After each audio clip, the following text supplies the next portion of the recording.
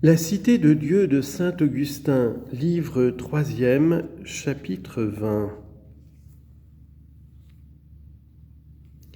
De la ruine de Sagonte qui périt pour n'avoir point voulu quitter l'alliance des Romains, sans que les dieux des Romains vinssent à son secours. Mais de tous les malheurs qui arrivèrent pendant cette seconde guerre punique, il n'y eut rien de plus digne de compassion que la prise de Sagonte. Cette ville d'Espagne, si attachée au peuple romain, fut en effet détruite pour lui être demeurée trop fidèle. Hannibal, après avoir rompu la paix, uniquement occupé de trouver des occasions de pousser les Romains à la guerre, vint assiéger Sagonte avec une puissante armée. Dès que la nouvelle en parvint à Rome, on envoya des ambassadeurs à Hannibal pour l'obliger à lever le siège, et sur son refus, ceux-ci passèrent à Carthage où ils se plaignirent de cette infraction au traité.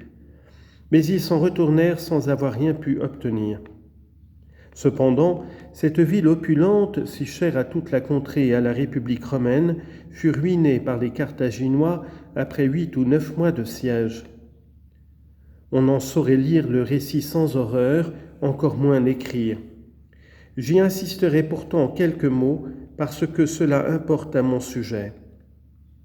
D'abord, elle fut tellement désolée par la famine que, suivant quelques historiens, les habitants furent obligés de se repaître de cadavres humains.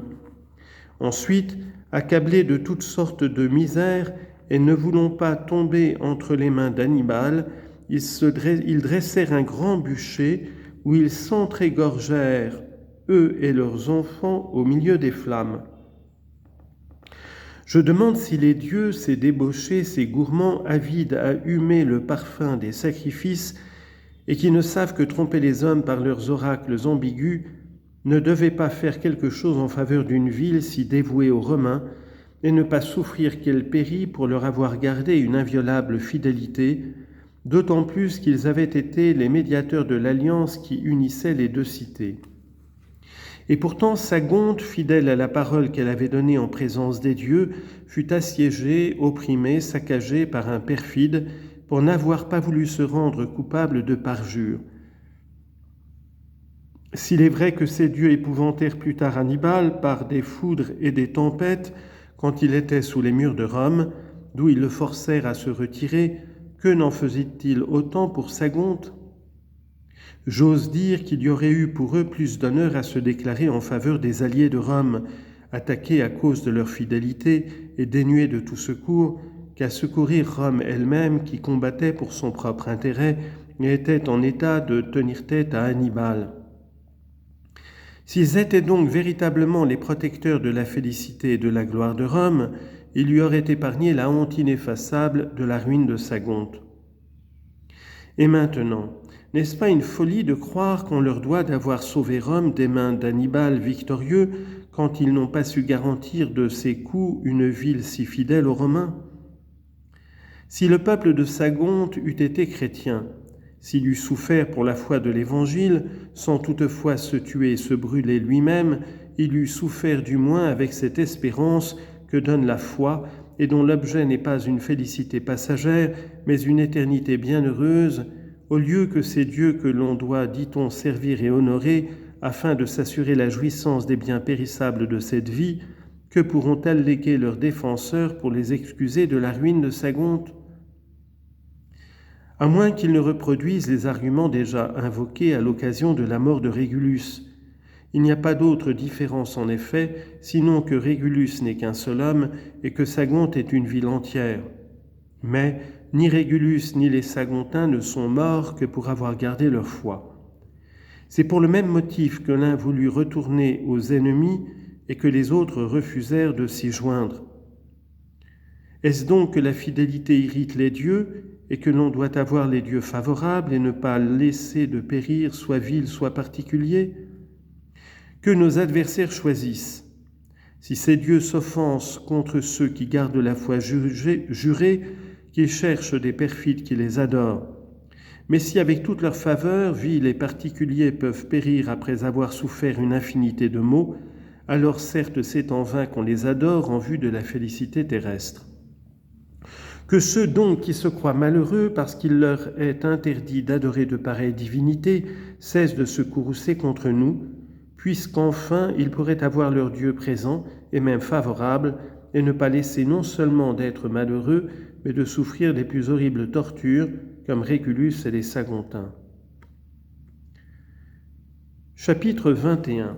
De l'ingratitude de Rome envers Scipion son libérateur, et de ses mœurs à l'époque réputée par Salluste la plus vertueuse. J'abrège afin de ne pas excéder les bornes que je me suis prescrites, et je viens au temps qui s'est écoulé entre la seconde et la dernière guerre contre Carthage, et où Salluste prétend que les bonnes mœurs et la concorde florissaient parmi les Romains. Or, en ces jours de vertu et d'harmonie, le grand Scipion, le libérateur de Rome et de l'Italie, qui avait achevé la seconde guerre punique, si funeste et si dangereuse, vaincu Hannibal, dompté Carthage, et dont toute la vie avait été consacrée au service des dieux, Scipion se vit obligé, après le triomphe le plus éclatant, de céder aux accusations de ses ennemis et de quitter sa patrie qu'il avait sauvée et affranchie par sa valeur, pour passer le reste de ses jours dans la petite ville de Literne, si indifférent à son rappel qu'on dit qu'il ne voulut pas même qu'après sa mort, on l'ensevelit dans cette ingrate cité. Ce fut dans ce même temps que le proconsul Manius, après avoir subjugué les Galates, apporta à Rome les délices de l'Asie, pire pour elle que les ennemis les plus redoutables. On y vit alors pour la première fois des lits d'airain et de riches tapis. Pour la première fois, des chanteuses parurent dans les festins, et la porte fut ouverte à toutes sortes de dissolutions. Mais je passe tout cela sous silence, ayant entrepris de parler des maux que les hommes souffrent malgré eux, et non de ceux qu'ils font avec plaisir. C'est pourquoi il convenait beaucoup plus à mon sujet d'insister sur l'exemple de Scipion, qui mourut victime de la rage de ses ennemis, loin de sa patrie dont il avait été le libérateur, et abandonné de ses dieux qu'on ne sert que pour la félicité de la vie présente, lui qui avait protégé leur temple contre la fureur d'Hannibal.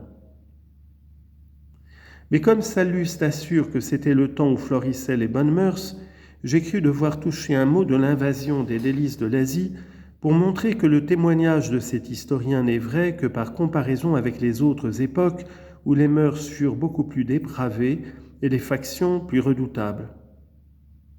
Vers ce moment, en effet, entre la seconde et la troisième guerre punique, fut publiée la loi Vauconia qui défendait d'instituer pour héritière une femme, pas même une fille unique. Or, je ne vois pas qu'il se puisse rien imaginer de plus injuste que cette loi.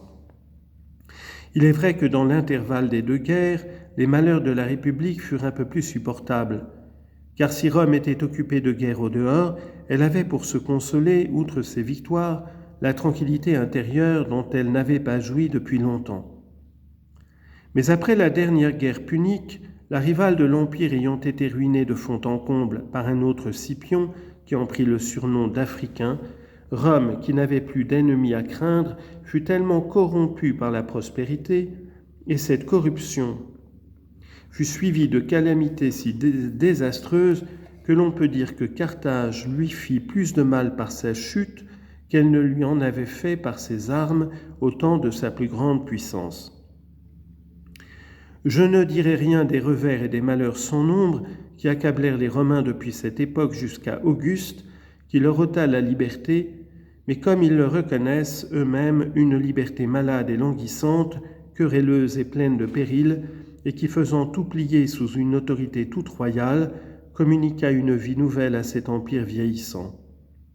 Je ne dirai rien non plus du traité ignominieux fait avec Numance.